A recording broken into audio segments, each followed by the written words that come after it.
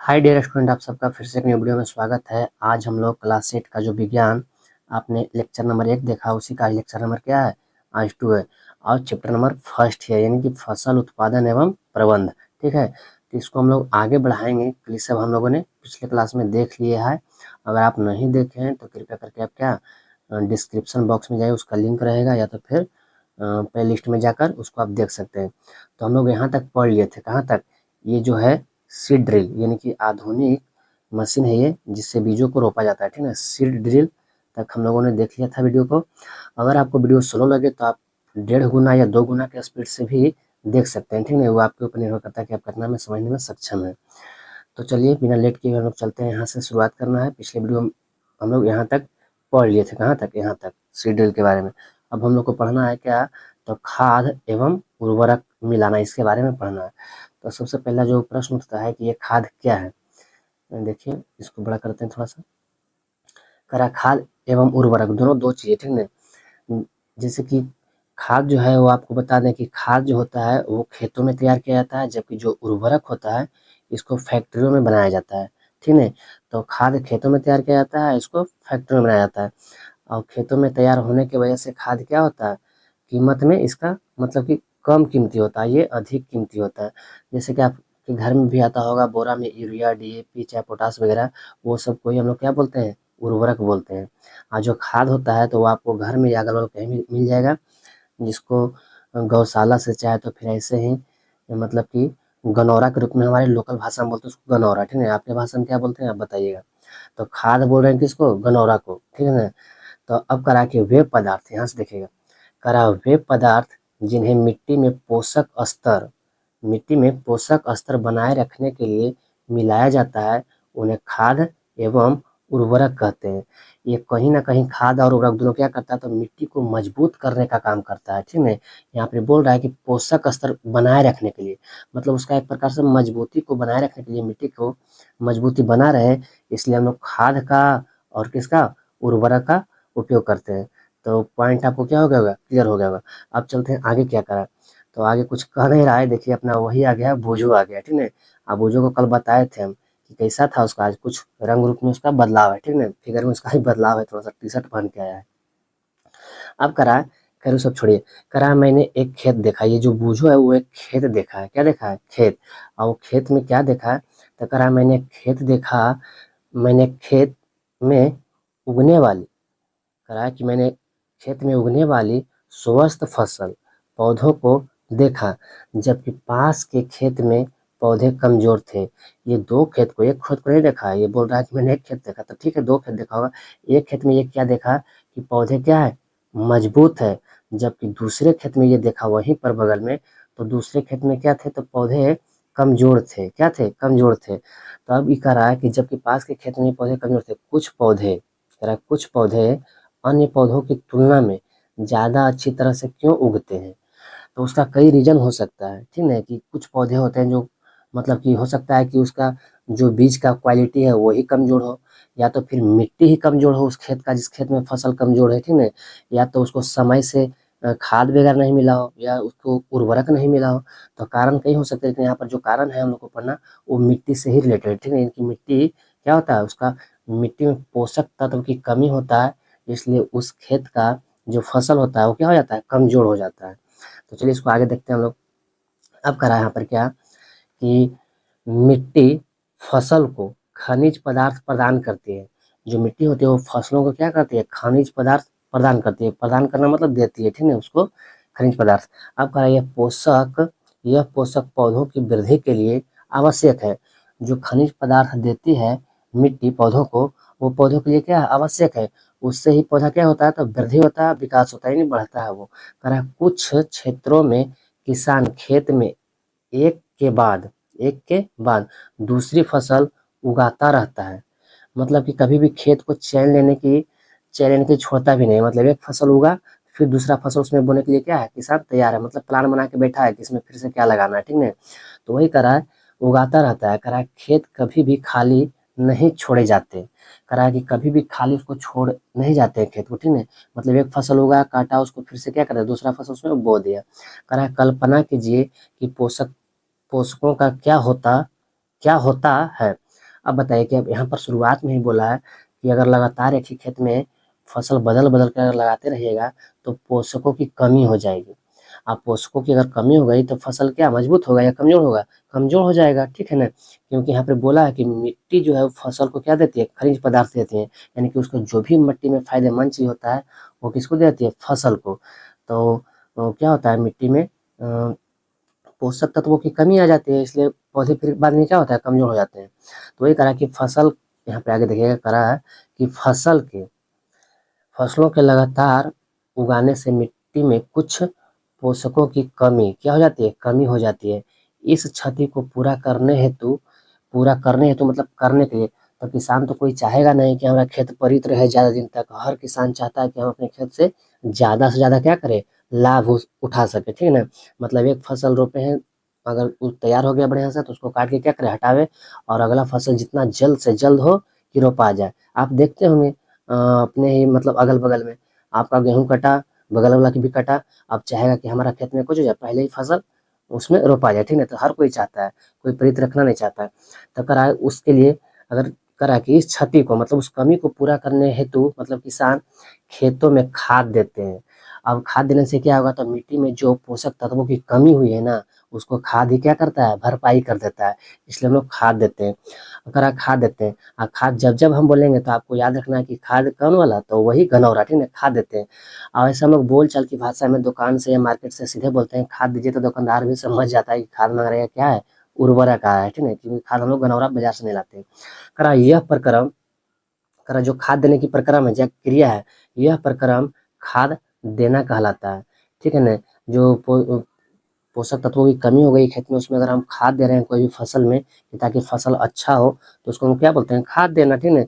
ये हम लोग देहाती भाषा में उसको बोलते हैं खाद बुना रहा है, क्या हो रहा है? बुना रहा है मतलब छिटा दिया रहा है। अपर्याप्त खाद देने से, अपर्याप्त कहने का मतलब है पर्याप्त मतलब होता है कि जितना चाहिए उतना, और अपर्याप्त मतलब क्या होता है? कम होता है। तो वही करा कि अपर्याप्त खाद देने से पौधे कमज़ोर हो जाते हैं।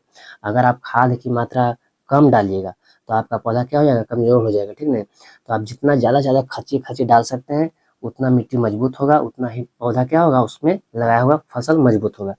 अब आगे क्या करा देखिएगा गौर से, करा खाद एक कार्बनिक पदार्थ है या खाद एक जैविक पदार्थ है, तो दोनों में से कुछ भी बोल सकते हैं। खाद एक कार्बनिक पदार्थ है या तो फिर क्या है? जैविक पदार्थ है। तो यहाँ से क्वेश्चन बनता है, आपको पूछेगा कि खाद कैसा पदार्थ है? तो आपको बोलना है कार्बनिक पदार्थ है। क्या है? कार्बनिक पदार्थ है। कह रहा है जो कि पौधों या जंतु अपशिष्ट से प्राप्त होती है। सुनिएगा, जो खाद प्राप्त होती है, चाहे जो खाद बनता है किससे? तो ये कह रहा है पौधों या जंतु अपशिष्ट से। अपशिष्ट मतलब कि पौधों यानी पेड़-पौधों के जो जैसे घर में बहुत सारे साग-सब्जी छिलाता है, उसका चट्टा वगैरह क्या होता है? तो फेंका जाता है, ठीक है? तो वही सड़-गल के क्या बनता है? तो खाद बन जाता है। तो वही कह रहा है कि पौधों या जंतु अपशिष्ट से प्राप्त होता है क्या? तो खाद। क्या होता है प्राप्त? खाद। कह रहा है किसान पादप यानी पेड़-पौधे, ठीक है ना? किसान पादप यानी पेड़-पौधे एवं जंतु अपशिष्टों को एक गड्ढे में डालते जाते हैं। आपने भी देखा होगा अपने गाँव देहात में कि एक जगह कहीं न कहीं कचरा क्या होता होगा? तो ढेर लगा रहता होगा, ठीक है? कचरा डालते जाते हैं तथा इसका अपघटन होने के लिए खुले में छोड़ देते हैं। अपघटन के मतलब समझिएगा कि जो वो कचरा फेंका रहा है, तो वो क्या होता है मतलब जो भी मतलब पौधों का बचा हुआ भाग हो या फिर जंतु अपशिष्ट हो यानी कि गोबर वगैरह कुछ भी हो, तो ये सब करा कि इसका अपघट क्या होता है तथा इसका अपघटन होने के लिए खुले में छोड़ देते हैं। अपघटन कहने का मतलब है कि उसको सड़ने के लिए छोड़ देते हैं, ठीक है? किसको? तो वही जंतु अपशिष्ट या तो फिर पौधों के अपशिष्ट को सड़ने के लिए छोड़ देते हैं खुले में, ठीक है ना? और वो जितना सड़ेगा उतना ही क्या होगा? मजबूत होगा वो, ठीक है ना? मतलब खेतों को उतना ही ज़्यादा काम करेगा। करा इस अब करा है करा कि गड्ढे में डाल देते हैं, ठीक है? करा कि इसका अपघटन होने के लिए खुले में छोड़ देते हैं। करा अपघटन कुछ सूक्ष्म जीवों द्वारा होता है। अब यहाँ से क्वेश्चन भी बनता है कि जो अपघटन की क्रिया होता है उसमें मतलब अपघटन कौन करता है? तो जो अपघटन करता है वो अपघटन की क्रिया को पूर्ण कौन करता है? तो सूक्ष्म जीव। कौन सा जीव? सूक्ष्म जीव। और सूक्ष्म जीव इतने छोटे होते हैं कि हम उसे देख भी नहीं सकते हैं। इसलिए उसको देखने के लिए एक स्पेशल या कह सकते हैं विशेष मशीन होता है या यंत्र होता है जिसे हम लोग बोलते हैं सूक्ष्मदर्शी बोलते हैं, ठीक है, या उसको माइक्रोस्कोप भी बोलते हैं। तो याद रखिएगा ये भी क्वेश्चन क्या अच्छा है कि माइक्रोस्कोप की सहायता से सूक्ष्म जीवों को हम लोग देख सकते हैं। आगे करा है कि सूक्ष्म जीवों द्वारा होता है, क्या होता है, तो अपघटन की क्रिया। अपघटन की क्रिया किसके द्वारा होता है, तो क्वेश्चन ऐसे ही बन सकता है कि अपघटन की क्रिया किसके द्वारा होता है, तो आपको बताना है क्या, सूक्ष्म जीवों के द्वारा होता है, ठीक है, यानी उसको सड़ाने गलाने का काम कौन करता है, तो सूक्ष्म जीव ही करता है। करा अपघटित पदार्थ खाद के रूप में उपयोग किए जाते हैं। वही जो पदार्थ था यानी कि जो जंतुओं के अपशिष्ट या तो फिर पौधों के अपशिष्ट था, वही सड़ गल करके क्या बन जाता है, खाद बन जाता है, जिसको हम लोग देहाती भाषा में बोलते हैं क्या, गनौरा बोलते हैं, गंदौरा, ठीक है। कह रहा है आप कक्षा 6 में वर्मी कंपोस्टिंग अथवा केचुए द्वारा खाद तैयार करने के विषय में पढ़ चुके हैं। तो आपने पढ़ा होगा या नहीं पढ़ा होगा तो कोई बात नहीं, यहाँ हम बता देंगे, ठीक है। कह रहा है कि केचुआ के द्वारा या तो फिर क्या, कह रहा है कि वर्मी कंपोस्टिंग। तो वर्मी कंपोस्टिंग है कुछ नहीं, केचुआ को भी पाला जाता है। और केचुआ आपको पता होगा कि किसानों का मित्र कहलाता है, क्यों, क्योंकि मिट्टी में वो जो पोषक तत्व की कमी होती है ना, उसको भरपाई कर देता है कौन, केचुआ भरपाई कर देता है। क्योंकि केचुआ का भोजन ही क्या है, मिट्टी है। अब मिट्टी जब उसके शरीर से हो करके गुजरता है, जब मल के रूप में जब निकलता है, तो उसमें जो भी कमी होती है मिट्टी के अंदर, वो उसको क्या कर देता है, भरपाई करता है केचुआ। और प्लस में बहुत सारे और भी काम करता है, जैसे मिट्टी को भुरभुरा बना देता है, ठीक है। तो इसलिए केचुआ को किसानों का मित्र कहा गया है। तो एक बात, और केचुआ को पालना भी क्या है, आसान है, क्योंकि उसका खाना पीने के लिए कोई टेंशन है, मिट्टी ही तो खाता है। कौन से मतलब कि मिट्टी महंगा है, वो तो खेतों में ऐसे ही है। तो केचुआ को पाला भी जाता है, ठीक है। और जो केचुआ पाल कर जो खाद बनता है उसको हम लोग बोलते हैं वर्मी कंपोस्टिंग, ठीक है। या तो फिर कह सकते हैं क्या कि केचुआ पालन का अध्ययन क्या कहलाता है, ऐसे भी क्वेश्चन बनता है कि केचुआ के पालन का अध्ययन या केचुआ पालन क्या कहलाता है, तो हम लोग बोल सकते हैं क्या, वर्मी कल्चर, क्या बोल सकते हैं, वर्मी कल्चर। तो क्वेश्चन को याद रखिएगा, बढ़िया क्वेश्चन है कि केचुआ पालन क्या कहलाता है, वर्मी कल्चर। अब हम लोग आगे बढ़ते हैं, इसमें हम लोग देखेंगे पेज नंबर, यानी कि इसमें हम लोग आज टोटल नहीं करेंगे, क्या है कि वीडियो लॉन्ग हो जाता है उससे, ठीक है। तो इसमें हम लोग अभी ये दूसरा लेक्चर है और इसको 3 लेक्चर में पूरा खत्म करेंगे, ठीक है। तो आज हम लोग ये दूसरे लेक्चर में कुछ ही पेज आगे तक पढ़ेंगे, 8वां पेज तक पढ़ लेंगे हम लोग। अब देखिए यहाँ से हम लोग चलते हैं, ये तो हो गया खत्म। अब करा क्रियाकलाप 2, सुनिएगा गौर से। करा कि मूंग अथवा चने के बीज लेकर उन्हें अंकुरित कीजिए। अंकुरित मतलब समझ रहे हैं, उसको फुलाना है पानी में, ठीक है, और जब अंकुरित हो जाए तो फिर उसको निकालना। करें इसमें से एक ही आकार वाले 3 नवोद, क्या लिखा, नवोद्भिद छांट दीजिए। मतलब जो उसका अंकुरित है, चना का ऐसे अंकुरित निकल जाता है ऐसे ऊपर में, ठीक है, चना का अंकुरित निकल गया, तो उसमें जो बराबर बराबर 3 को बढ़िया सा चना चुन करके, और उसमें जो क्या है, करा कि एक ही आकार वाले मतलब सेम सेम लंबाई को उसका अंकुरित करा छाट लीजिए। करा 3 गिलास अथवा ऐसे ही पात्र लीजिए, ठीक है। करा ऐसे ही पात्र लीजिए मतलब कि कोई बर्तन हो, ठीक है, या गिलास हो या कोई ऐसे ही ऐसा ही पात्र लीजिए। इन पर ए बी एवं सी निशान लगा दीजिए, ठीक है, उसमें निशान लगा देना चिन्हित के लिए, ठीक है, किसमें पौधा या फिर वो अंकुरित बीज किसमें अच्छा मतलब कि प्रोग्रेस कर रहा है। अब क्या करा कि ए में थोड़ी सी मिट्टी लेकर, हाँ करा लेकर इसमें थोड़ी सी गोबर की खाद मिलाइए। करा मिट्टी लेना है, थोड़ा सा क्या लेना है, गोबर की खाद, यानी कि कह मिला जुला कर खाद लेना, ठीक है, उसको ही गनौरा। करा गिलास बी में समान मात्रा में मिट्टी लेकर उसमें थोड़ा सा यूरिया मिलाइए। देखिएगा, पहला गिलास जो है ए, उसमें है क्या, तो मिट्टी तो है, उसके साथ क्या है, गोबर है थोड़ी सी मात्रा में, ठीक है। अब करा बी में जो है कि मिट्टी समान मात्रा में तो है, जितना मतलब ए में था उतना ही मात्रा क्या है, बी में भी मिट्टी का है, लेकिन इसमें थोड़ा सा अलग क्या है, तो यूरिया है। और यूरिया क्या है, उर्वरक है। करा कि गिलास सी में कुछ मिट्टी लीजिए, बिना कुछ मिलाइए। उसमें भी कुछ मिट्टी ले लीजिए, लेकिन उसमें कुछ मिलाना नहीं है। कुछ मिलाना करने का मतलब कि ना यूरिया मिलाइए और ना ही गोबर वगैरह मिलाइए, ठीक है ना, ऐसे ही रहेगा छुच्छे मट्टी। करा अब इनमें पानी की समान मात्रा डालकर सुरक्षित स्थान पर रख दीजिए। अब वो तीनों गिलास में पानी की समान मात्रा अगर समय डाल रहे हैं 5-5 ml, तो समय 5-5 ml डाल दीजिए, 10-10 ml तो 10 और डाल के सुरक्षित स्थान पर रख दीजिए, ताकि उसको कोई हिलाए डुलाए ना, ठीक है। अब करा प्रतिदिन पानी देते रहिए। कम से कम 7 से 10 दिनों के बाद उनकी वृद्धि को नोट कीजिए। अब 7 से 10 दिन के बाद उसको आपको देखना है, तो देखिए यहाँ पर ये कर रही है, 2 छोटियाँ क्या कर रही है, तो 3 गो गिलास रखिए और उसमें कुछ मिट्टी और क्या गोबर है, ये यूरिया मिला रही है, उसमें अंकुरित बीज डालेगी, ठीक है। अब देखिए उसका जो रिजल्ट आया है, करा प्रयोग प्रयोग की तैयारी हो रहा था ऊपर, आइए देखिए रिजल्ट, ठीक है। ABC तीनों गिलास है। अब करा कि खाद एवं उर्वरक के साथ पौधों की वृद्धि, खाद एवं उर्वरक के साथ, तो देखिए ये वाला में जो था उसमें क्या था, गोबर था, क्या था, गोबर। अब मिट्टी तो तीनों में है, इसमें मिट्टी के साथ क्या था, तो यूरिया था, यूरिया, ठीक है, उर्वरक। ये क्या है, बिना खाद और यूरिया, मतलब सिंपल मिट्टी इसमें था। तो देख रहे हैं कि आप फिगर में कि इसका वृद्धि, इसका वृद्धि और इसका वृद्धि में सबसे ज्यादा वृद्धि किसका है, तो ऑप्शन बी यानी कि बी वाला में है। बी वाला में क्या था, तो यूरिया था, यूरिया को लोग बोलते हैं उर्वरक, यानी कह दें कि उर्वरक में क्या है, पोषक तत्वों की मात्रा ज्यादा है, तभी तो ज्यादा विकसित कर गया है, क्योंकि अंकुरित तीनों बीज समान ही था, तीनों को एक साथ ही बोया गया था, तीनों को समान मात्रा में हर चीज मिला। बस फर्क इतना था कि इसमें गोबर था और इसमें क्या था, यूरिया था, इसमें कुछ नहीं था। तो सबसे ज्यादा किसमें वृद्धि हुआ पेड़, यूरिया वाला में। तो अब चलिए हम लोग यहाँ देखते हैं कि अब कह क्या रहा है यहाँ पर, कहाँ गया, करा क्या, सुनिएगा गौर से, करा क्या, तीनों गिलासों के पौधे में वृद्धि की गति एक समान है, बिल्कुल नहीं है, तीनों में अलग अलग है। ये कह रहा है कि एक समान है, तो नहीं, तीनों में एक समान नहीं है। कह रहा है कि किस गिलास में पौधे की वृद्धि बेहतर है, बेहतर मतलब सबसे अच्छा है, जो सबसे ज्यादा बढ़ा है। तो आप बताइएगा कि ऑप्शन क्या है, बी, बी वाला में ज्यादा बढ़ा है पेड़ पौधा, क्यों, क्योंकि उसमें क्या था डाला हुआ, यूरिया। कह रहा है किस गिलास के पौधे में वृद्धि सबसे अधिक हुआ, तो गिलास नंबर बी, ठीक है, उसमें ज्यादा हुआ। और क्यों हुआ तो उसके बारे में यहाँ पता चलेगा। करा उर्वरक रासायनिक पदार्थ है, उर्वरक क्या है, रासायनिक पदार्थ है, जबकि हम लोग शुरुआत में ही देखे थे कि जो खाद है वो कौन सा पदार्थ है, बताइए। तो आपको बताया थे जो खाद है ना वो क्या है, कार्बनिक पदार्थ है। खाद कहने का मतलब वही गोबर गोईठा जो सड़क गल के बनता है, ठीक है। करा ये उर्वरक क्या है, रासायनिक पदार्थ है, ये रसायन केमिकलों के द्वारा ही बनता है, ठीक है।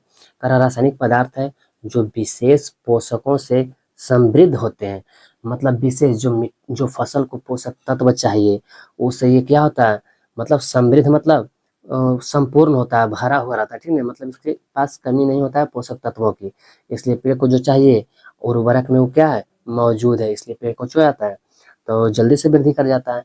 करा वे खाद से कैसे भिन्न है, अब करा वे खाद से कैसे भिन्न है, जो उर्वरक है वो खाद से भिन्न है कि नहीं भिन्न है, भिन्न मतलब अलग है, बिल्कुल अलग है भाई। ऐसा हम लोग देखे अभी फिगर में कि उसमें पौधों का वृद्धि कम हुआ है, इसमें पौधों का वृद्धि क्या हो गया है, ज्यादा हुआ है। तो करा कैसे भिन्न है, तो करा उर्वरक का उत्पादन, सुनिएगा भिन्न मतलब क्या अंतर है, तो अंतर बहुत सारे हैं, ठीक है।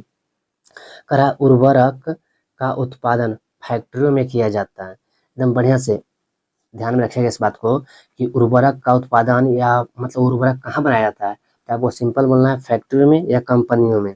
कहा उर्वरक के कुछ उदाहरण है, उदाहरण क्या है, तो कहा यूरिया है, अमोनिया है, सल्फेट है, सुपर फास्फेट है, पोटास है, NPK इसका मतलब है नाइट्रोजन, फास्फोरस और पोटेशियम, ये सब क्या है, तो ये सब क्या है, ये सब उर्वरक के उदाहरण है। तो हम लोग जनरली यूरिया को सबको ही देखा होगा, एक बोरा में आता है जिसमें भारत यूरिया या प्रधानमंत्री यूरिया ऐसे करके कुछ लिखा होता है, ठीक है। तो ये सब क्या है, किसान यूरिया ऐसे करके भी आता है, तो उजला उजला देखने में लगता होगा, वो सबको देखा होगा, ठीक है। कोई कोई पोटास भी देखा होगा, ठीक है, तो लाल टाइप के होता है। अब करा है क्या, ये सब क्या था, ये सब क्या था, तो ये सब उर्वरक है, क्या उर्वरक है। अब करा कि इनके उपयोग से किसानों को गेहूं, धान तथा मक्का जैसी फसलों की अच्छी उपज प्राप्त करने में सहायता मिलती है।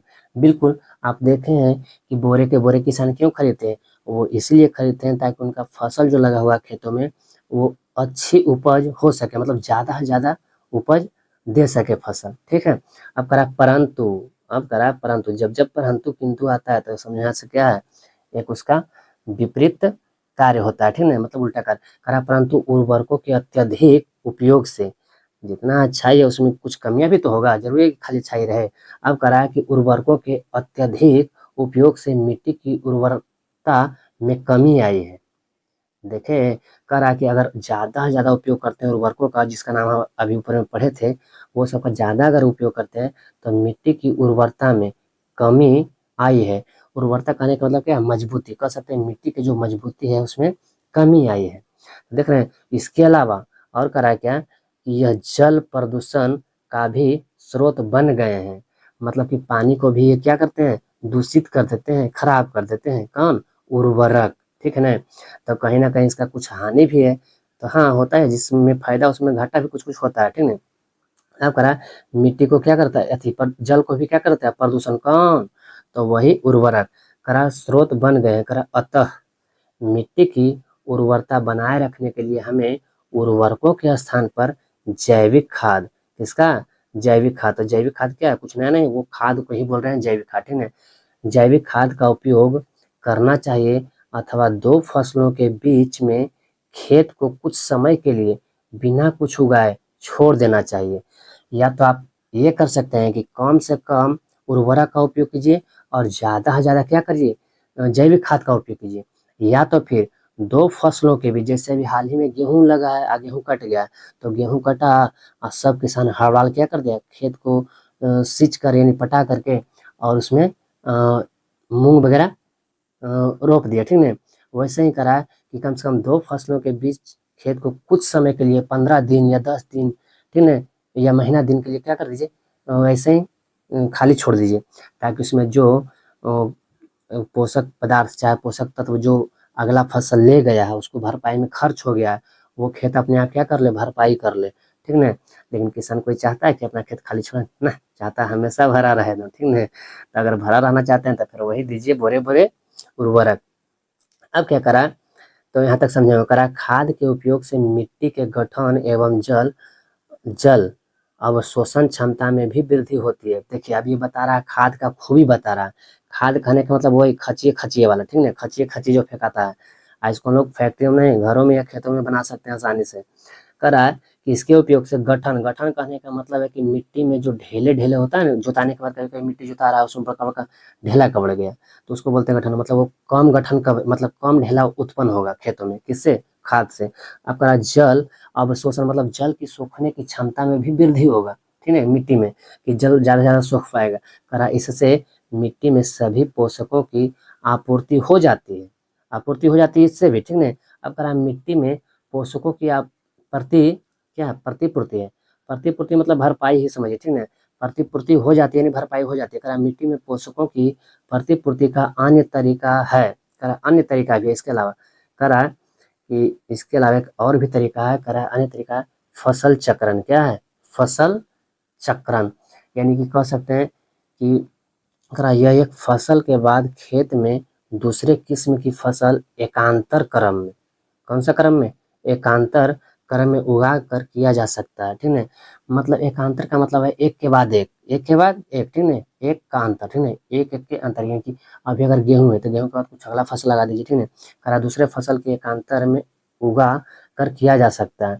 करा पहले उत्तर भारत में, ये पहले के बारे में बता रहा, करा पहले उत्तर भारत में किसान फलीदार चारा, फलीदार चारा करने वाला जो फल देता हो, और चारा मतलब समझ रहे हैं, खाने वाला, करा फलीदार चारा एक ऋतु में उगाते थे, एक ऋतु में फलीदार चारा उगाते थे, तथा गेहूं दूसरी ऋतु में, मतलब मौसम, ऋतु मतलब क्या है, मौसम, एक मौसम में कोई और फसल तो दूसरे मौसम में कोई और फसल। करा इससे मिट्टी में नाइट्रोजन का पुनः पूरण होता रहता था, ठीक है, होता रहता है। पुनः पूरण करने का मतलब क्या है, तो पुनः मतलब फिर से, या पूर्ण मतलब भरपाई, पूर्ण मतलब भरपाई, ठीक है, करा होता था। करा किसानों को इस पद्धति का मतलब होता है सिस्टम। करा किसानों को इस पद्धति मतलब इस सिस्टम को अपनाने के लिए प्रोत्साहित किया गया है। ये सिस्टम को, कौन सा सिस्टम, या तो फिर यहाँ पर बताया गया था कि या तो कि फसल चक्रण, फसल चक्रण की एक फसल उगाइए, उसके बाद फिर कोई दूसरा फसल उगाइए, वो फसल चक्रण। इसके इसके अलावा एक और था तरीका, क्या कि मिट्टी में ज़्यादा से ज़्यादा किसका प्रयोग कीजिए, खाद का प्रयोग कीजिए। खाद मतलब वही खचिए खचिए वाला, ठीक है, इसका प्रयोग कीजिए। तो लेकिन आपको बहुत कम ही आदमी किसका उपयोग करता है, वही खाद का, सब कोई लाता है मार्केट से, क्या, उर्वरक, ठीक है ना। अब कहाँ, यहाँ के बाद कहाँ करा कि पिछली कक्षाओं में देखिएगा, यहाँ करा पिछली कक्षाओं में आप राइजोबियम बैक्टीरिया के विषय में पढ़ चुके हैं। हाँ, जो विद्यार्थी अगर कंटिन्यू पढ़ रहा होगा क्लास 6 से 7 से और 8 तक आ गया है, तो वो राइजोबियम के बारे में जानता ही होगा, ठीक है। तो राइजोबियम है क्या? तो ये सूक्ष्म जीव है। क्या है? सूक्ष्म जीव है, एक जीवाणु है जो दलहनी पौधा या फलदार पौधा के जड़ों में पाया जाता है, ठीक है। आप याद रखिएगा राइजोबियम करा यह फलीदार या क्या लिखा हुआ है यहाँ पर लेग्यूमिनस करा फलीदार या लेग्यूमिनस पौधों की जड़ों की ग्रंथियों में पाए जाते हैं। तो आप इतना याद रखिएगा जो राइजोबियम है वो फलीदार पौधा या दलहनी पौधा के जड़ों में पाए जाते हैं। यहाँ पर बोल रहा है ग्रंथियों का मतलब होता है कि एक प्रकार से क्या थैली होता है। क्या होता है? थैली। तो करा कि ग्रंथियों में पाए जाते हैं करा और वायुमंडलीय नाइट्रोजन का स्थिरीकरण करते हैं। वायुमंडलीय मतलब हमारे वायुमंडल में सबसे अधिक गैसें कोई है तो वो क्या है? नाइट्रोजन गैस है। क्या है? नाइट्रोजन गैस है। और जो नाइट्रोजन गैस है उसका स्थिरीकरण कौन करता है? तो राइजोबियम नामक बैक्टीरिया ही करता है। जो कहाँ पाया जाता है राइजोबियम? तो ये फलीदार या तो फिर दलहनी पौधों की जड़ों की ग्रंथियों में या जड़ों में पाया जाता है, ठीक है। याद रखिएगा, यहाँ से क्वेश्चन बहुत बनता है कि राइजोबियम ऐसे बनता है कि दलहनी पौधों की जड़ों में उस पौधों में जो सूक्ष्मजीव होता है उसको क्या कहते हैं? तो राइजोबियम कहते हैं। क्या कहते हैं? राइजोबियम। या फिर इस प्रकार से बन सकता है कि वायुमंडलीय नाइट्रोजन का स्थिरीकरण कौन सा जीवाणु करता है? तो इसका भी आंसर क्या हो जाएगा? राइजोबियम। क्या हो जाएगा? राइजोबियम। अब आगे क्या करा है देखिएगा यहाँ, ये देखिए ये इंपॉर्टेंट क्वेश्चन है, ठीक है। इसके बारे में हम लोग अभी जस्ट पढ़े थे ऊपर में। क्या? तो खाद एवं क्या है? उर्वरक। खाद एवं उर्वरक एवं खाद में अंतर। अंतर मतलब डिफरेंस, ठीक है। करा कि उर्वरक एवं खाद में अंतर, तो इसको आप याद रखिएगा सिंपल इसी तरीके से। करा उर्वरक, तो करा उर्वरक एक मानव निर्मित लवण है। मतलब ये मनुष्य बनाता है। जो उर्वरक है उसको कौन बनाता है? फैक्ट्री में मनुष्य बनाता है, ठीक है। इसलिए मानव निर्मित लवण है। करा खाद एक प्राकृतिक पदार्थ है। जो खाद है ना वो क्या है? प्राकृतिक पदार्थ है जो गोबर एवं पौधों के अवशेष यानी गोबर और पौधों का क्या अवशेष मतलब बचा हुआ भाग होता है, ठीक है। अवशेष के विघटन से प्राप्त होता है। विघटन मतलब सड़ने गलने से प्राप्त होता है क्या? खाद। तो खाद हो गया प्राकृतिक पदार्थ और ये हो गया मानव निर्मित पदार्थ क्योंकि फैक्ट्री में बनता है। अब दूसरा पॉइंट इसका क्या है कि उर्वरक का उत्पादन फैक्ट्रियों में होता है। अभी बताए कि उर्वरक कहाँ बनता है? तो कंपनियों में बनता है या फैक्ट्रियों में बनता है। करा खाद खेतों में बनाई जा सकती है। खाद को आसानी से आप खेत में बना सकते हैं, ठीक है। इसमें खर्च भी कम लगता है किसके तुलना में? उर्वरक के तुलना में। उर्वरक में खर्च ज्यादा पड़ता है जबकि खाद में खर्च कम पड़ता है। तो ये भी एक पॉइंट हो सकता है, ठीक है। अब आगे क्या करा है देखिएगा, तीसरा पॉइंट करा क्या कि उर्वरक से मिट्टी को ह्यूमस नहीं प्राप्त होती है, ठीक है। ह्यूमस प्राप्त नहीं होती है। ह्यूमस क्या है? तो करा कि उर्वरक से मिट्टी को ह्यूमस प्राप्त करने का मतलब कि मिट्टी को मजबूती नई के बराबर मिलता है, मतलब बहुत कम मिलता है, ठीक है। उर्वरक से जो बोरवा में आता है, ठीक है, यूरिया वगैरह वगैरह। तो ये सब काम क्या करता है? वो डायरेक्ट पौधों को ही काम कर जाता है, ठीक है। डायरेक्ट पौधा को ही काम करता है। अब करा कि खाद से मिट्टी को प्रचुर मात्रा में क्या होता है? ह्यूमस प्रचुर मात्रा में प्राप्त होती है। मतलब प्रचुर मात्रा मतलब अधिक मात्रा में ह्यूमस प्राप्त होता है किससे? खाद से। यानी मिट्टी को अगर ज्यादा मजबूती मिलता है तो वो किससे? गंधौरा से, ना कि यूरिया और डीएपी से। यूरिया और डीएपी डायरेक्ट फसल को ही क्या करता है? काम कर जाता है टॉनिक की तरह। किसके तरह? टॉनिक की तरह काम करता है, मतलब डायरेक्ट काम कर जाता है फसल को, ठीक है। लेकिन उसमें ह्यूमस यानी कि मिट्टी को मजबूत करने का उसमें क्या होता है? नहीं क्षमता होता नहीं होता। अब क्या करा कि उर्वरक में पादप पोषक जैसे कि नाइट्रोजन, फास्फोरस तथा पोटेशियम प्रचुरता में होते हैं। ये सब जो पोषक पदार्थ यहाँ पर पढ़े हम लोग कि नाइट्रोजन, फास्फोरस, पोटेशियम ये सब प्रचुरता में होता है किसमें? उर्वरक में। और ये सब ही चाहता है कौन? फसल। तो फसल जब बोया रहता है तो उसमें क्या करते हैं कि यूरिया वगैरह वगैरह डालते हैं उर्वरक, तो पौधा को डायरेक्ट काम कर जाता है। जबकि करा कि खाद में पादप पोषक तुलनात्मक रूप से कम होता है। मतलब इसके तुलना करें कि उर्वरक में और खाद में, तो इसके तुलना में ये सब नाइट्रोजन, फास्फोरस, पोटेशियम ये सब इसमें क्या होता है? कम होता है खाद में, ठीक है। पॉइंट क्लियर हो गया? तो अब हम लोग आगे बढ़ते हैं। नहीं क्लियर हुआ तो एक बार आप फिर से पीछे से देख सकते हैं, क्लियर हो जाएगा आपको, ठीक है। अब क्या करा आगे यहाँ करा सारणी 1.1 यानी इसका ही बात कर रहा है, 1.1 इसका है, ठीक है। करा सारणी 1.1 में उर्वरक एवं खाद के बीच अंतर बताए गए हैं, ठीक है। तो हम लोग देख लिए हैं कि बताए गए हैं। करा खाद के लाभ, अब करा कि खाद के क्या है लाभ, लाभ भी तो कुछ होगा, खाद के लाभ भी ऊपर बताए थे। करा जैविक खाद उर्वरक की अपेक्षा, जैविक जो खाद होता है या खाद बोले तो अजैविक खाद बोले तो उर्वरक की अपेक्षा मतलब होता है तुलना, उर्वरक के तुलना में अधिक अच्छी मानी जाती है। इसका मुख्य कारण है, अच्छी अगर मान रहे हैं तो क्यों भाई साहब, कुछ तो कारण होगा अच्छा होने का। तो करा नीचे देखिए फर्स्ट पॉइंट में, इससे मतलब किससे, खाद से, करा खाद से इससे मिट्टी की जल धारण क्षमता में वृद्धि होती है। जल धारण क्षमता कहने का मतलब है कि इसमें पानी को रखने का क्षमता अधिक है, किसके तुलना में, मतलब उर्वरक के तुलना में, ठीक है। उर्वरक से मिट्टी में जल धारण की क्षमता नहीं बढ़ती, लेकिन इससे बढ़ जाता है। इसलिए आप अपने अपने खेतों में क्या डालिएगा, गनौरा भी डालिएगा। करा इससे मतलब खाद से मिट्टी भुरभुरी एवं सरंध्र हो जाती है। भुरभुरी कहने का मतलब वही हल्का सॉफ्ट हो जाता है, और सरंध्र मतलब उसमें छिद्र हो जाता है, क्या हो जाता है, मतलब छिद्र की संख्या ज्यादा होता है मिट्टी में, करा जिसके कारण गैस विनिमय सरलता से होता है। जब मिट्टी में छिद्र ज्यादा होगा तो गैस आसानी से जा सकता है और बाहर आ सकता है, वही लिखा हुआ है गैस विनिमयता सरलता यानी आसानी से होता है, ठीक है। किससे, तो खाद देने से, ठीक है। एक तो हो जाता है मट्टी भुरभुरी हो जाता है, दूसरा में क्या होता है सरंध्र, मतलब मिट्टियों में छिद्र बहुत ज्यादा रहता है, ठीक है। अब करा इससे मतलब खाद से मित्र जीवाणुओं की संख्या में वृद्धि हो जाती है। तो और अच्छा बात है कि मित्र जीवाणु मतलब जो किसानों का मित्र होता है उसका संख्या में क्या होता है, वृद्धि होता है, तो वो भी अच्छा बात है। तो ये सब लाभ बता रहा है किसका, जैविक खाद का। अब अगला क्या है, करा इस जैविक खाद से मिट्टी का गठन सुधर जाता है। मिट्टी का गठन सुधारने का मतलब उसमें ढेला बहुत कम उत्पन्न होता है। जब देखते हुए कि कहीं हरा वगैरह के खेत में जिसमें नहीं कभी पड़ता है खाद यानी गंदौरा खच्चे खच्चे, तो उसमें बहुत ज़्यादा ढेला क्या होता है, उखड़ता है, और जो घर के आसपास के खेत में बहुत कम ढेला कवड़ता होगा, ठीक है। इसका कारण यही है कि उसमें खाद पड़ता है। उसके बाद यहाँ के बाद हम लोग कहाँ आएंगे, यहाँ के बाद यहाँ देखिएगा, अब ये पॉइंट बदल गया, करा सिंचाई, क्या करा सिंचाई, देखिएगा।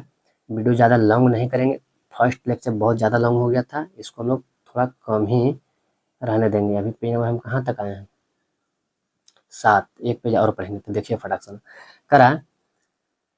ये नेक्स्ट पॉइंट क्या है, सिंचाई, क्या है सिंचाई, सुनिएगा गौर से। सिंचाई, तो सिंचाई कुछ है नहीं, मतलब फसलों को पानी देना या खेतों में पानी देना ही क्या कहलाता है, सिंचाई कहलाता है। देखिए करा है कि जीवित रहने के लिए प्रत्येक जीव को जल की आवश्यकता होती है। हाँ ये तो बिल्कुल सही बात है, हर एक जीव, हमको आपको सबको जीवित रहने के लिए क्या है, पानी की आवश्यकता होती है। करा पौधे की वृद्धि एवं परिवर्धन, करा पौधे के वृद्धि एवं परिवर्धन के लिए जल का विशेष महत्व है। अगर पौधों को हरा भरा रखना, उसको बढ़ाना, परिवर्धन का मतलब भी क्या होता है, तो विस्तार होता है या बढ़ना होता है या विकास करना होता है, ठीक है। यानी वृद्धि या परिवर्धन का मतलब सेम ही होता है। करा पौधों के वृद्धि एवं परिवर्धन के लिए मतलब पौधे विस्तार रूप से बढ़े, ठीक है। करा के लिए जल का विशेष महत्व है, बिल्कुल। करा पौधों की जड़ों द्वारा जल का अवशोषण होता है। जल का अवशोषण पौधे के किस भाग से होता है, तो अगर ऑप्शन में रहा पत्ता, तना, टहनी या तो फिर जड़, तो क्या मारेगा, जड़।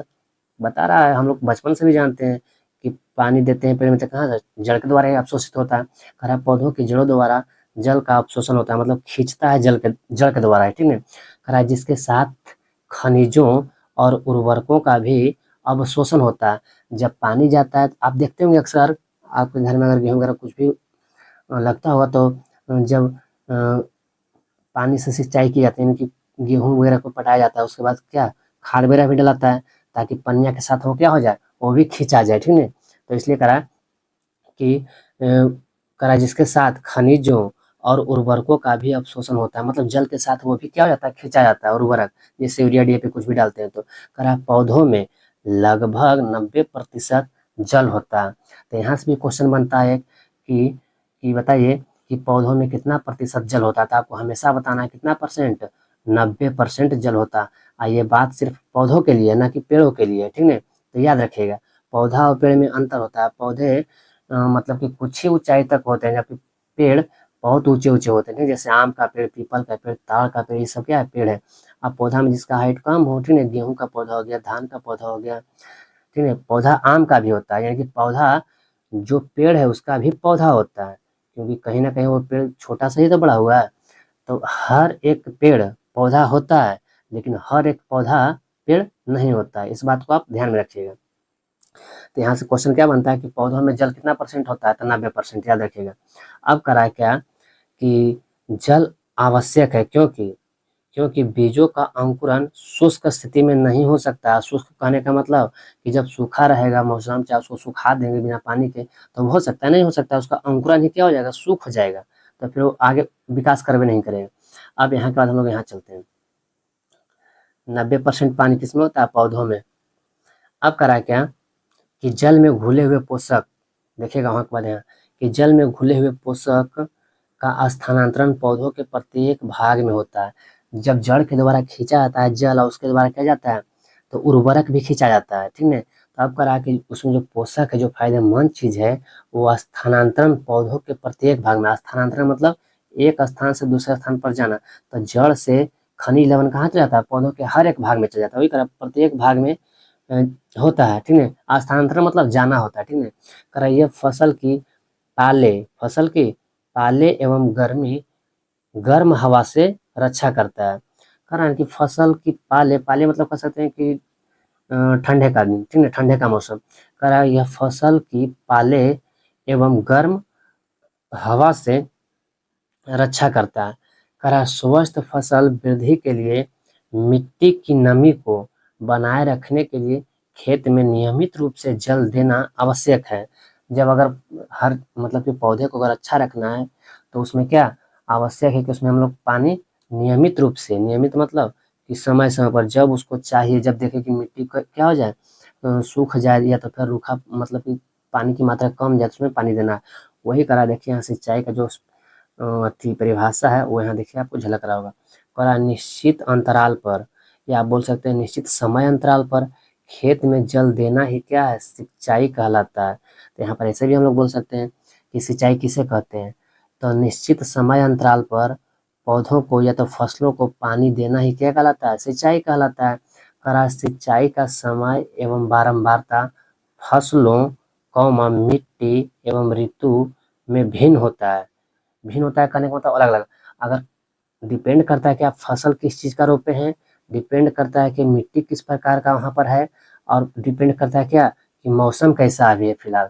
तो ये तीनों बातों पर डिपेंड करता है कि मतलब उसमें सिंचाई हम कब दे सकते हैं और कितना दे सकते हैं। अगर आप फसल धान का रोपे हो, ठीक है, धान का, मक्का का, ये सब, ठीक है, कपास का, तो वो समय पानी अधिक खोजता है। और वही अगर मिट्टी मिट्टी भी कोई होता है कि बालुई मिट्टी है या तो फिर चिकनी मिट्टी है या तो फिर दोमट, तो कुछ मिट्टी में जल धारण करने की क्षमता अधिक होती है, लेकिन कुछ में कम होता है। जिसमें अगर कम होता है उसमें पानी बार बार 2 दिन पर 3 दिन पर देना पड़ता है, ठीक है। अगर ऋतु की बात करें तो मौसम, यानी अगर ठंडा या बरसात के मौसम है तो पानी बहुत कम देना पड़ता है, क्योंकि उस समय क्या होता है मिट्टी में ऐसे ही ऑलरेडी नमी होता है। और अगर रहे कड़कड़ा के गर्मी रहे, मई या जून के जैसा रहे महीना, तो इसमें पानी आपको ज्यादा देना पड़ सकता है। इसलिए बोला है कि समय एवं सिंचाई का समय, समय एवं बारंबारता फसलों, मिट्टी एवं ऋतुओं से भिन्न होता है। ऋतुओं में भिन्न होता है मतलब हर एक ऋतु में अब मिट्टी किस प्रकार का, तो अलग अलग सिंचाई हो सकता है। करा गर्मी में पानी देने की बारंबारता अपेक्षाकृत, अपेक्षाकृत मतलब क्या होता है कि तुलना। करा गर्मी गर्मी में पानी देने की बारंबारता अपेक्षाकृत मतलब गर्मी के मौसम में, या तो फिर दूसरे मौसम आप लीजिए, तुलना कर रहा है यानी कि ठंडा या बरसात से, तो अपेक्षाकृत अधिक होती है। मतलब गर्मी में फसलों को पानी ज्यादा देना पड़ता है, जबकि गर्मी की छोड़ करके दूसरे मौसम में कम देना पड़ता है, तो जीवित रह जाता है, ठीक है। अब करा ऐसा क्यों होता है, करा ऐसा क्यों होता है, क्योंकि गर्मी के दिन में क्या होता है, करा कि ऐसा क्यों होता है, करा कि क्या यह मिट्टी एवं पत्तियों से जल वाष्पन की दर अधिक होने से हो सकता है। तो हाँ, ये भी हो सकता है, करा ने कि मिट्टी एवं पत्तियों से, देखिए पानी अगर खेतों में है तो दो तरीके से सूखता है, या तो पानी जमीन के अंदर सूख लेता है, या तो फिर वाष्प बन के ऊपर भी उड़ता है, ठीक है, तो दोनों तरीके से। अब करा है कि या तो करा है कि मिट्टी एवं पत्तियों से जल वाष्पन की दर अधिक होने से हो सकता है। हाँ, तो गर्मी में जल वाष्पन की जो दर है वो क्या हो जाता है, अदर मौसम की तुलना में ज्यादा रहता है, ठीक है। यानी कि जल वाष्पन में पानी सूखता ज्यादा है गर्मियों में, तो इससे भी क्या हो जाता है कि गर्मी के मौसम में ज़्यादा पानी देना पड़ता है दूसरे मौसम की तुलना में, ठीक है। अपेक्षाकृत मतलब होता है तुलना। अब क्या करा, देखिए ये, इसको देखिए, भाई है, कह रहा है ना कि इस वर्ष पानी देते समय मैं अधिक सतर्क हूँ, करा इस वर्ष पानी देते समय मैं अधिक सतर्क हूँ। पिछली गर्मियों में मेरे साथ मेरे पौधे सूख और मर गए थे। मतलब इसको पता ही नहीं था कि गर्मी में कितना पानी देना है, ठीक है। और जैसे अगर बरसात में नहीं भी देते हैं पानी पौधों में तो कोई बात नहीं, वो रह लेता है, ठीक है, जीवित रह जाता है। ठंडा में नहीं देंगे तो चलता है, ठीक है। लेकिन गर्मी में कब कब पानी देना है, अगर गर्मी ज़्यादा पड़े तो सुबह शाम भी पानी देना पड़ सकता है पौधा में, और नहीं तो कम रहे तो नॉर्मली एक दिन छोड़कर एक दिन भी दे सकते हैं, तो हर एक सुबह हर एक शाम में भी दे सकते हैं, ठीक है। डिपेंड करता है गर्मी के साथ। ये अब समझदार हो गया। कौन है ये, बुझो है। अब करा क्या, देखिएगा कि करा सिंचाई के स्रोत। अभी बात हम लोग देखे ऊपर सिंचाई का कि ठीक है कि मतलब कि फसलों को निश्चित समय अंतराल में फसलों को पानी देना या खेतों में पानी देना क्या कहलाता है, सिंचाई। अब करा स्रोत। स्रोत के मतलब होता है माध्यम। स्रोत मतलब क्या होता है, माध्यम। कि आखिर के हम लोग पानी लाएंगे कहाँ से भाई साहब, ठीक है, वही माध्यम है। तो करा कुएं, जल कूप, तालाब या झील, नदियां, बांध एवं नहर इत्यादि जल के स्रोत हैं। तो जल का स्रोत आप पिछली कक्षा में पढ़े होंगे। ये सब क्या है, जहाँ से पानी हम लोग निकाल सकते हैं, चाहे जहाँ से हम लोग पानी ले सकते हैं अपने फसल को सिंचाई के लिए, वो क्या हो जाते हैं, सिंचाई के स्रोत होते हैं। लेकिन ये सब स्रोत अब क्या हो गए, बदल गए। सब पुराना स्रोत तो अभी भी यही है। मतलब कि अब क्या होता है कि अब कुआं से कौन पटाता है, कौन खेत सींचता है, कोई नहीं सींचता है, ठीक है। अब कुआं मतलब ऐसे ही मंदिर वगैरह के पास है तो है, लेकिन उसमें अब क्या होता है कि वो कोई मशीन नहीं लगाता है पुराना जमाना का। अब डायरेक्ट क्या होता है, बोरिंग करवा के क्या करता है, मोटर वगैरह समरसेबल ये सब क्या है, नया स्रोत है, ठीक है। अब करा, लेकिन स्रोत माध्यम तो वहीं से आता है, पानी कुआं रहेगा तभी अब देखिए ये है क्या, ये है, देखिए यहाँ पर लिखा गया है, ये हो गया, ये हो गया, ये हो गया। करा सिंचाई के स्रोत ये सब हो गया। करा सिंचाई के पारंपरिक तरीके। देखिए पारंपरिक मतलब होता है पुराना, ठीक है। पुराना तरीका कुछ है, देखिए ये सब फोटो सब जितना भी दिख रहा है ये सब पुराना तरीका। ये सब तरीका आप नहीं देखते होंगे अब, ये सब सभी पुराना तरीका है सिंचाई करने का, ठीक है। तो हम लोग आज इसी पेज के लास्ट तक पढ़ेंगे, बस इसके बाद हम लोग आगे देखेंगे नेक्स्ट वीडियो में, क्योंकि वीडियो लॉन्ग हो जाता है फिर। अब देखिए यहाँ पर चलते फटाक से ना। करा सिंचाई के पारंपरिक तरीके। पारंपरिक मतलब पुराना। देखिए करा कि सिंचाई के पारंपरिक तरीके। पारंपरिक मतलब पुराना। करा कुओं, झीलों एवं नहरों में उपलब्ध जल को निकाल कर खेतों तक पहुंचाने के तरीके भिन्न विभिन्न क्षेत्रों में भिन्न भिन्न होता है। बिल्कुल हर एक क्षेत्र में अलग अलग तरीका होता है, कहीं कैसू कहीं कैसू करके पहुंचाते हैं, ठीक है। अब करा के आगे कि मवेशी। मवेशी मवेशी मतलब होता है जानवर, ठीक है। करा मवेशी अथवा मजदूर इन विधियों में इस्तेमाल किए जाते हैं, अतः यह सस्ते हैं। क्या है, सस्ते हैं। मतलब जो पारंपरिक तरीका था वो सस्ते था। देखिए इसमें मजदूर मतलब कि एक आदमी लग गया है, या तो कहीं कहीं पर क्या है, देखिए ये जानवर है तो जानवर को लोग मवेशी बोलते हैं, ठीक है। तो ये भी लग करके क्या करते थे, जल को निकाल सकते थे, ठीक है। अब क्या करा आगे कि मवेशी अथवा मजदूर इन विधियों में इस्तेमाल किए जाते हैं।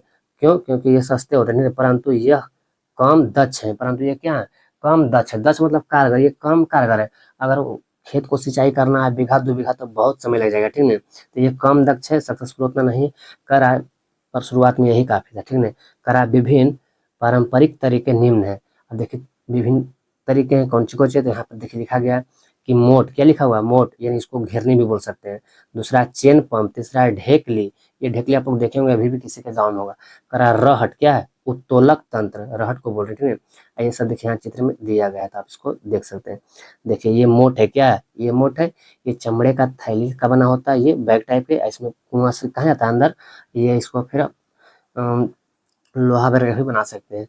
करा कुआं से पानी निकाल कर गिराना होता है, ठीक है। ये क्या है, ये है चेन पंप। यहाँ देखिए ये क्या है, ये चेन पंप है। चेन पे मतलब देखिए चेन है, वो घूरता है। ये क्या होता है, घूरता, ये घूरता कैसे, तो ये रस्सी के माध्यम से, ठीक है। रस्सी को कोई खींचता है जानवर से या तो फिर कुछ आदमी से, तो ये घूरता है।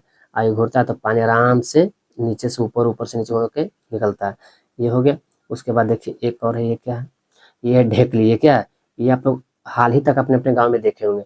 इधर आदमी इस रस्सा को क्या करते हैं, कुइयां पर एक हाथ से रखा होता है कुछ लकड़ी या पॉल वगैरह, इस पर चढ़ के इसको नीचे की ओर, और ये पत्थर क्या होता है, भारी की वजह से पानी आसानी से ऊपर उठ जाता है जब हल्का सा ऊपर की ओर पुश करते हैं, ठीक है।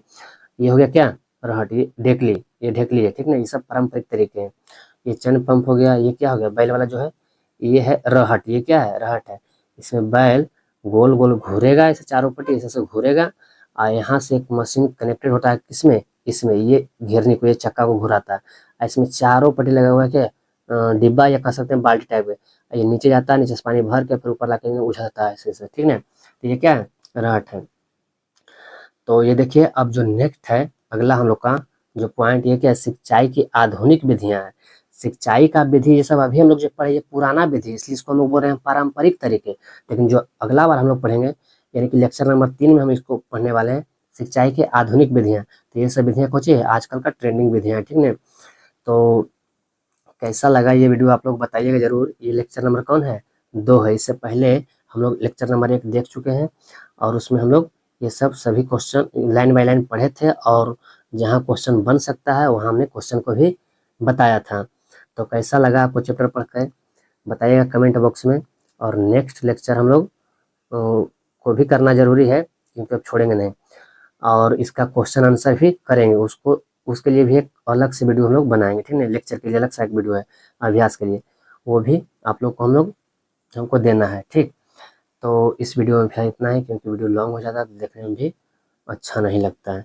तो ठीक है बच्चों, इस वीडियो में फिलहाल इतना है, फिर मिलेंगे किसी नेक्स्ट वीडियो में लेक्चर नंबर 3 में। तब तक के लिए धन्यवाद।